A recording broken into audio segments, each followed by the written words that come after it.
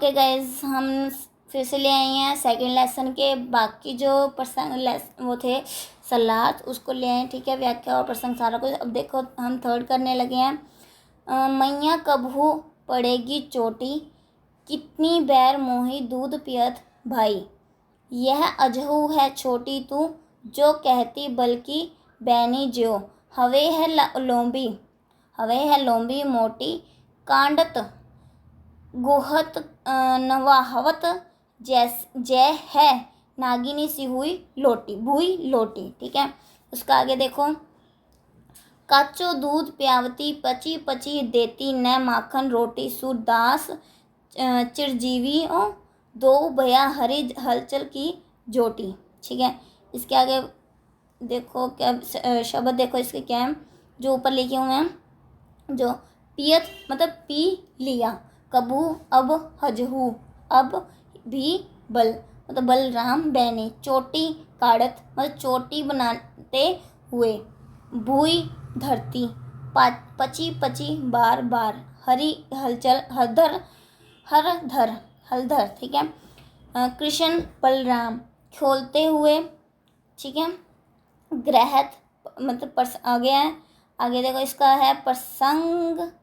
ये प्रसंग थोड़ा सा हो गया, अभी सही कर देती हूँ। चल इधर से ही बढ़ लो, प्रसंग थोड़ा सा हो गया, मैं भी कर देती हूँ स्पेस। ठीक है, ये हो गया। ओके, अब ये प्रसंग देखो। प्रस्तुत पद सूरदास द्वारा रचित सूरदास के पद से अवर्तित है। सूरदास ने कृष्ण के बाल सुलभ रूप का अनोखा वर्णन करते हुए कृष्ण द्वारा यशोदा को उलझाना देते की बात की है। ठीक है, मतलब जो कृष्ण है कितों लिखा कि सूरदास, तो सूरदास के पद से लिया गया है। तो उन्होंने की दस है जो कृष्ण है उन्होंने जो बाल रूप है उन्होंने अनोखी जो हरकतां ने उन्होंने बारे दसा गया है। ठीक है, यशोदा। अच्छा, व्याख्या देखिए अब। भक्त सूरदास श्री कृष्ण के बाल रूप का वर्णन करते हुए कहते हैं कि बाल कृष्ण अपनी माता यशोदा से शिकायत करते हैं कि माँ मेरी यह चोटी कब कड़ी होगी, मतलब कब बड़ी होगी। दूध पीते हुए मुझे कितना समय हो गया है, लेकिन यह अभी भी वैसी के वैसी छोटी है। ठीक है, मतलब वैसी के वैसी छोटी है। माँ तुम तो कहती हो कि मेरी ये चोटी बलराम भैया की चोटी को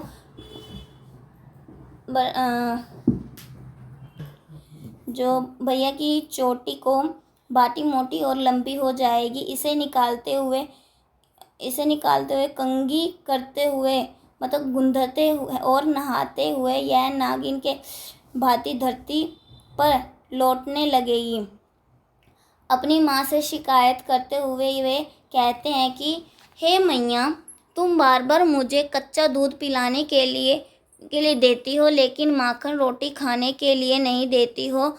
पद के अंत में भक्त सूरदास कहते हैं कि बलराम और कृष्ण की यह जोड़ी सदा के लिए बनी रहे।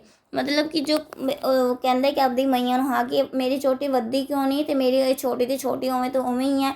तुसी वधी तुसी वैसे कहते हो कि मेरी बलराम भैया से अगर इसको कंघी करने से या इसको बाने से या इसकी गुथले निकालने से मतलब जल्दी बड़ी हो जाएंगी, पर ये हो क्यों नहीं रही। ਤਾਂ ਅਸੀਂ ਕਹਿੰਦੇ कि इन्हों की जोड़ी हमेशा इन्होंने दोनों की जोड़ी हमेशा सदा ही बनी रही। तो इसकी विशेष क्या है। सूरदास ने बलराम कृष्ण द्वारा भैया यशोदा को शिकायत करने का स्वाभाविक वर्णन किया है। पद में गयता अनुप्रसाद उपमा और तथा पुनरुक्ति प्रकाश अलंकार है। ब्रज भाषा सरल सहज एवं भावानुकूलन कूल है। ठीक है, ये मतलब अब फोर्थ देखो। आज मैं गाय चराव जी हाँ, शब्दार्थ किया है चरावन। ठीक है, चराने के लिए जहाँ जाऊँगा कर हाथ खैया बारे बालक। ठीक है, चलोगे गमाही धूप सा कसम टेक हठ खाऊंगा जानी। ठीक है, आगे उसका प्रसंग देखो। वृंदावन के भांति भांति फल अपने कर मैं खही, ऐसी बात कहाँ जनी बारे देखी अपनी बाती। तनक तनक पंग चलही कैसे आवत होवे हवे है अति राती। प्रात जात गया ले चारन घर आवत है सांझ। नेक तुम्हारे कमल बंदन कुम ही लेवे रंगीती गमाही समाज। तेरी सो मोही गाम न लागत भूख नहीं कछु सुरदास। प्रभु कयो न मानत प्रयो आपनी टेक। ठीक है, इसका प्रसंग क्या है, प्रसंग देखो आगे। प्रसंग है मतलब कि जो प्रस्तुत है पद सूरदास द्वारा रचित सूरदास के पद से लिया गया है, मतलब उत्थों ही लिया जो अपना लेसन है, जिसमें कवि ने बाल कृष्ण को की जिद तथा माता यशोदा का उन्हें रोकने का वर्णन किया है। मतलब जिद की किता है जो कृष्ण है उनके बाल रूप दे ते माता यशोदा का जो जिद है उन्होंने रोकन का वर्णन किया गया है। ठीक है, तो व्याख्या देखो क्या है। सूरदास जी कहते हैं कि बाल कृष्ण अपनी माँ यशोदा से कहते हैं कि वे आज गाय चराने जाएं प्रकार वे वृंदावन के अपने अनेक प्रकार के फल भी अपने हाथ से तोड़ कर खाएंगे। इस पर माता यशोदा उन्हें मन हुए कहती है कि ऐसी बात मत करो, जरा अपने को देखो कि तुम अपने छोटे छोटे कदमों से किस प्रकार क्योंकि कदमों से मतलब जो उसके जो कदम है छोटे छोटे हैं, तो किस प्रकार क्योंकि आते हुए वह बहुत रात हो जाएगी।